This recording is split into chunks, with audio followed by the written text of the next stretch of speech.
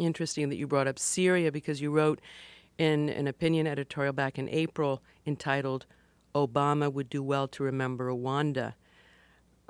It was then that it was suspected that the Syrian regime had used chemical weapons on its own people, and you did caution that President Obama's legacy would be damaged if he did not act, especially since he warned about the so-called red line, and that, as you say, the gap between words and deeds would deal a severe blow to the United States' credibility.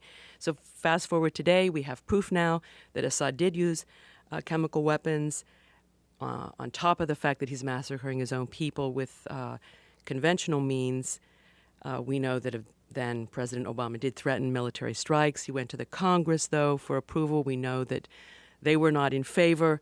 Then, of course, we ended up accepting the deal that Russia brokered to remove the chemical the weapon arsenal in Syria, which turns out that it actually strengthens Bashar al-Assad rather than weakens him. We lost credibility with the Saudis, the Jordanians, the Turks, France even. Of course, we can't turn back the clock. But how do you see this turn of events, Anne-Marie Slaughter? Are you disappointed?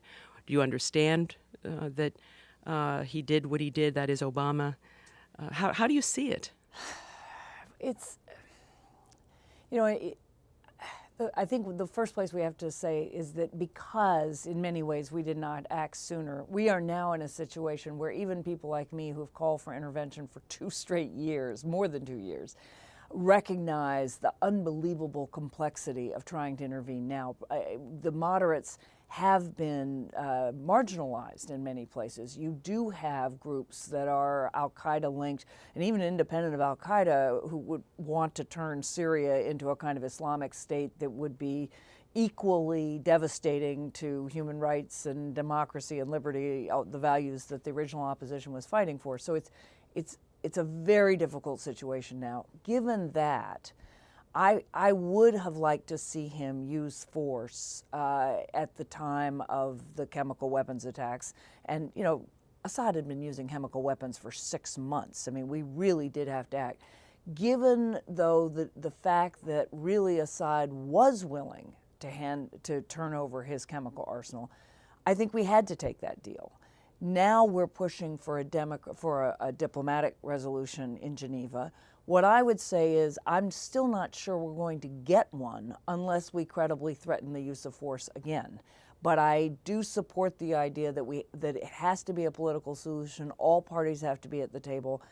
I hope we can get there just with diplomacy, but if we can't within the next couple of months, I will be agitating again for really demonstrating that we're just not going to let this play out for years, destroying not only Syria, but possibly parts of Iraq, Jordan, Lebanon, Turkey, destabilizing the Middle East, and untold suffering. Well, there's no question that it's destabilizing, and people are very skeptical about the prospects for talks in Geneva. And it looks like we have a de facto partition Syria. How destabilizing is that going to be on the entire region? If that really is where we end up, it could be devastating. It could be the Middle Eastern equivalent of the 30 Years' War in Europe, where you have this horrible mixture of sectarian conflict. In Europe it was the Catholics and the Protestants, but here it's the Shiites and the Sunnis and other minorities, plus redrawing borders. And that is a toxic combination. Again, it could split Iraq, where the Sunni parts of Syria and Iraq, there are people who want to split. The Kurds, who of course have long wanted their own country. You could suddenly see the destabilization of Jordan. I mean, you've got more refugees at this point. That's a sizable percentage of the Jordanian population. Lebanon is always fragile. And Turkey, even Turkey with the Kurdish parts of Turkey, you could really see the redrawing or the attempted redrawing of these borders could be a decade.